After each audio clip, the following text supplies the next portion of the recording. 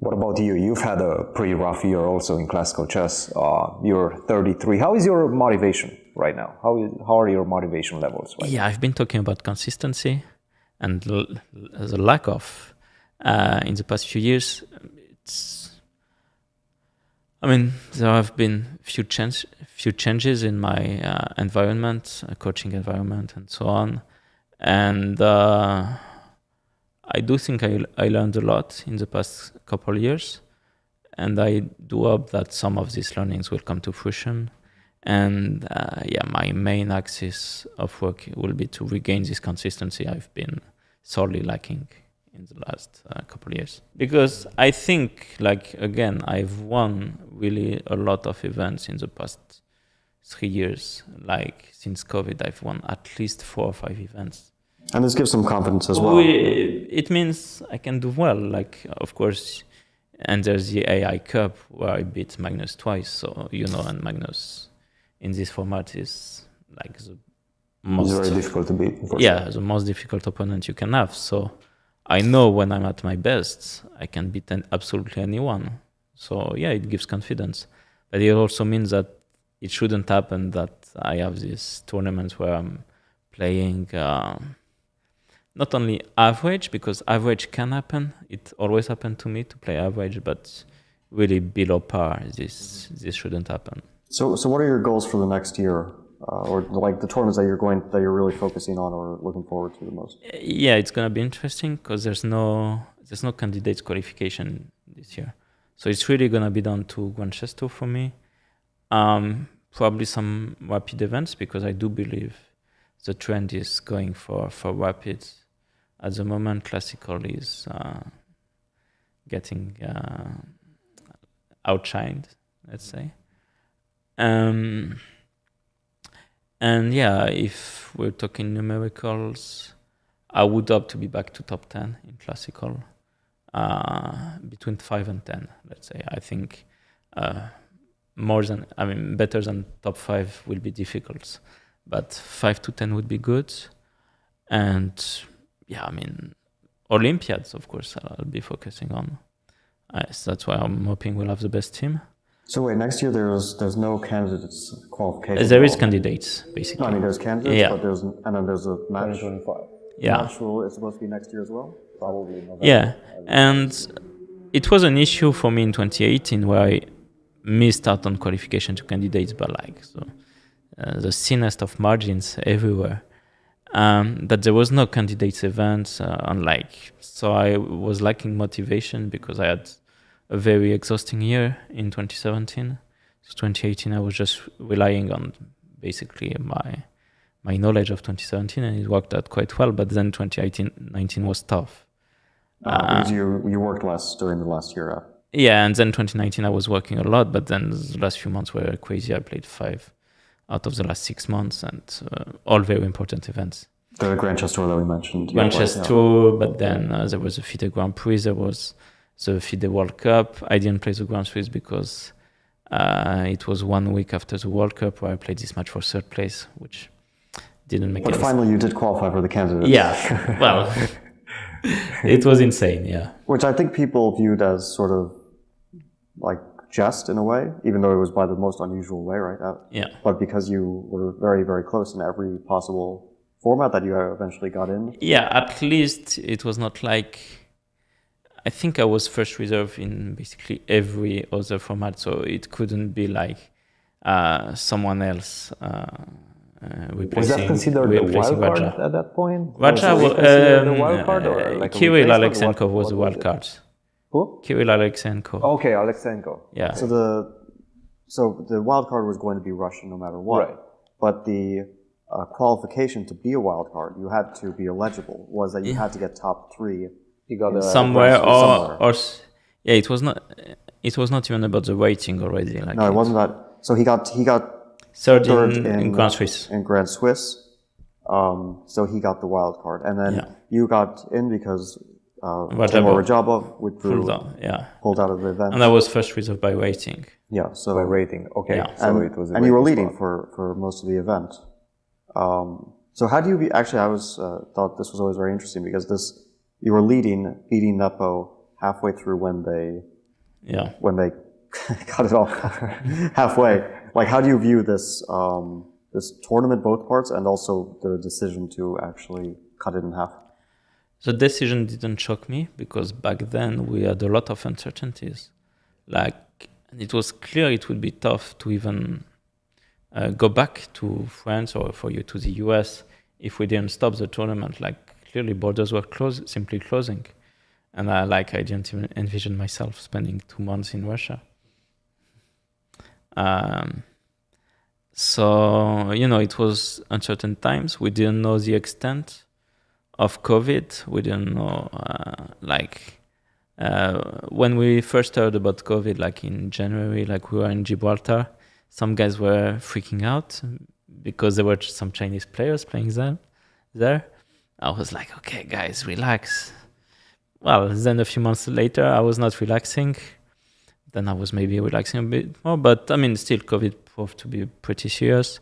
We had to do a lot of things to get it constricted a bit. It took some time. It took some reevaluation because, well, the death rate and so on, like it was not always certain of what it was going to be. So, I mean, the decision to stop the tournament is normal. I don't think it broke me, but it did help Nepo in hindsight. Like, of course, he was getting a bit under the weather. He had lost this critical game with me. If he had drawn it, then basically tournament would have been more or less over. Like, even though it's only 1 point, 1 point is a lot. Because then I had 4 blacks left. I feel like this was a very critical, for him, because he was definitely not in the right state of mind after this. Definitely not. And I don't know about your state of mind, but it must have been relatively positive. Yeah, I mean, for me, it was all positive. So I learned I was going to play. I was in vacations in the US in February. I come back, I'm on my flight from New York to Paris. I arrive. Then I'm in the taxi and I get this message from Emil Sutovsky, who tells me, well, it's not official yet, but you might get in. At first, I thought it meant that Ding was not going to make it because China had all these really big protective measures, but turns out it was not Ding. And he confirmed to me the day after. So basically, I think I arrived on the 4th or 5th of March. So in the matter of 1 day, okay, I had warned Etienne, of course, my manager, and everybody to get the visas if it comes down to this, to check the flights, to know when I would arrive and so on, and what I would do in terms of preparation as well, because, well, this was not planned out and the tournament was starting 2 weeks later. And I thrive on urgency. Like, I don't think it's a good thing necessarily, but sometimes when you need to put yourself in emergency mode, suddenly I was in, it was 6-7 hours a day of chess, and then going to get the visa, and then getting my flight, playing some training games. And also in terms of opening, it all turned out perfectly because I had some odds, of course, but everything that we were looking at and ended up matching, and we had this, and then because Jan had played the French, we could spend the rest of the day looking at the French.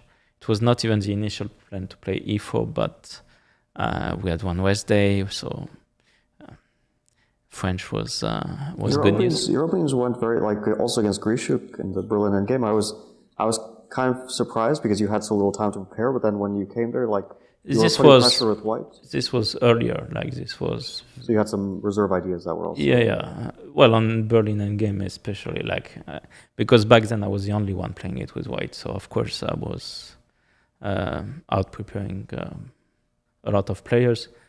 Also because they were lacking the experience from the black side. Because nobody plays against them. Yeah. And then the second half, probably we had these moments in September. They were telling us it might resume in November and so on. So it was. First, they told us Georgia. Yeah. Was that They wanted us to go not to like a capital city in Georgia, but to some resort in the mountains. Yeah. In the middle of nowhere. It was some weird preliminary ideas. And okay, finally they put us in the same place. Yeah. Mm.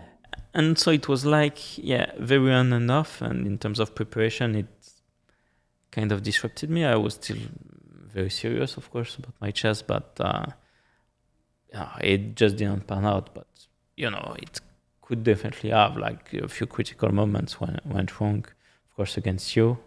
Yeah, I think this was obviously a very important game. Yeah, for you. And I did everything right for a while until I didn't. Yeah.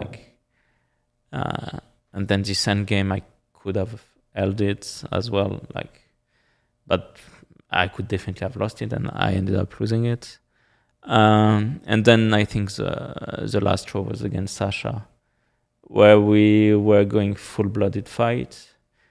And at some point, I have more or less a guaranteed draw, but I'm still going for it because I know I need a win. Oh, this was the knight c3, b3, d4 line. Yeah. e4, c5, knight c3, d6, d4. Yeah. Yeah, this crazy game. I was like, didn't understand a single thing that was happening when you were playing.